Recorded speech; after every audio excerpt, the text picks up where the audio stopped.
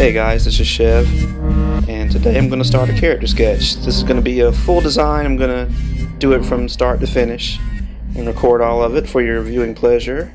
I've got a cold, just to warn you up front, so I'm all stuffy and nasty, and it's a perfect time to do some audio recording. The first few minutes were recorded in a really terrible resolution. I blew it up so that it's still easier to view, but it's going to be really fuzzy for about 2 minutes, and then it should break in to some clearer footage. I've figured out what my issue was and got it taken care of.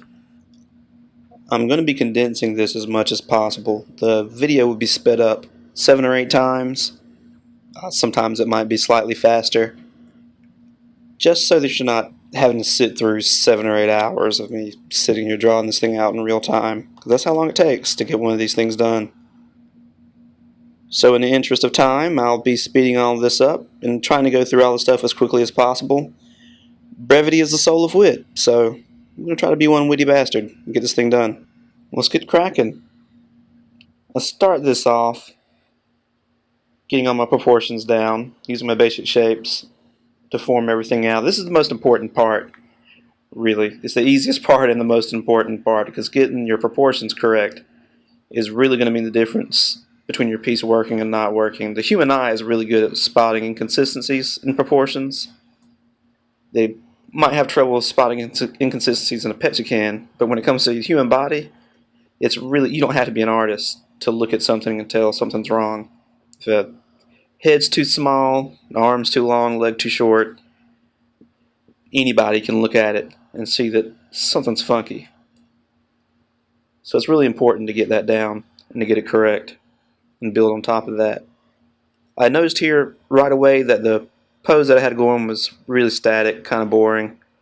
So I decided to switch it up. Push his head back a little bit and throw that arm up.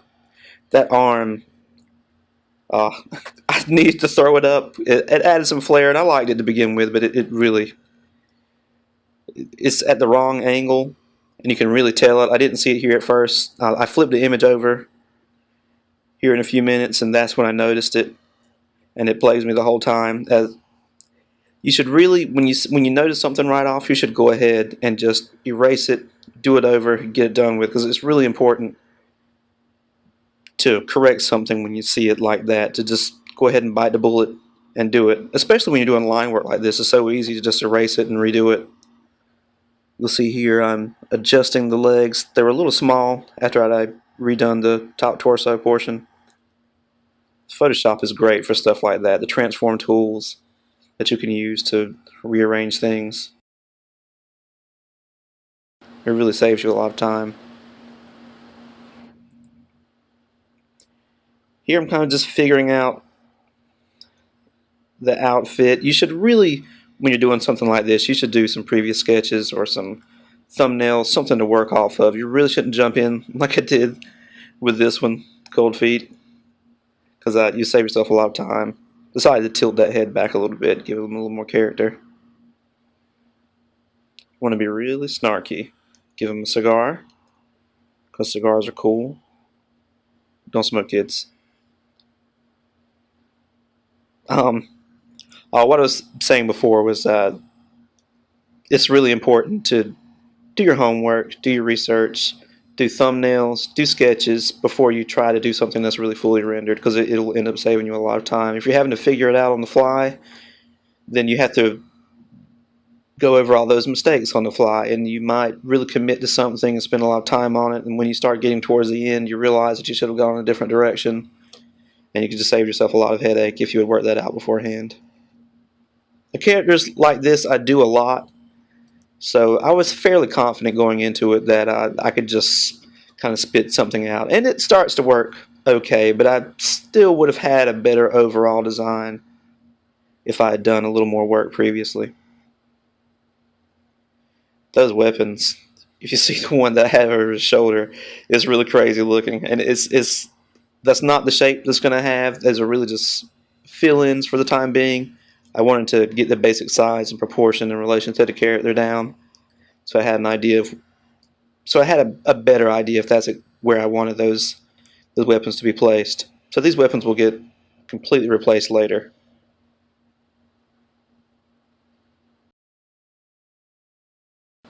I think we're getting towards the end of the bad resolution. There it is. Beautiful clarity. Okay. Now you can actually see what I'm doing here. Majority of the line work is already done. So I'm basically just going over everything and tightening everything up. This part can get really time consuming.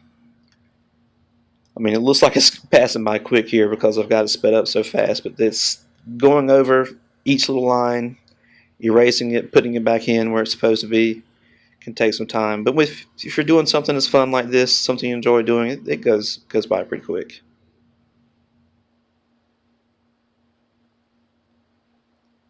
I guess I should mention here that I'm using Photoshop.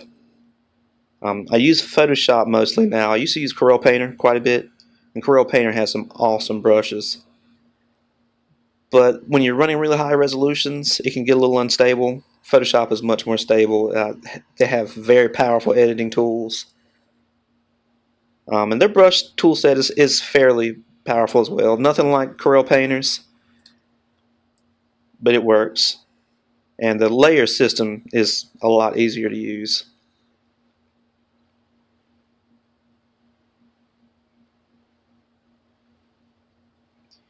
Here I adjusted the waistline a little bit. It was bothering me some. So I just moved it around a little bit, changed the, what do you call it, crotch line? Yeah, we'll just go with that. This is the part, I watch a lot of other people's videos, and this is the part that's really fun for me. When there's a part like that boot there was a freaking hot mess. But you see, I erased it, came back over it, and found my forms, and started fleshing it out. And that's what I really like watching in other people's videos, when there's something that's really clunky, and when they come back over it and find those forms and pull them out, it's a lot of fun to watch.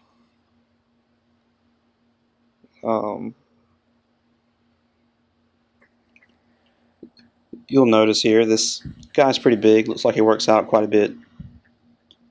And that's mainly because what I like to do is take my shirt off and stand in front of the mirror. Just kind of draw what I see. I mean, he's probably a little smaller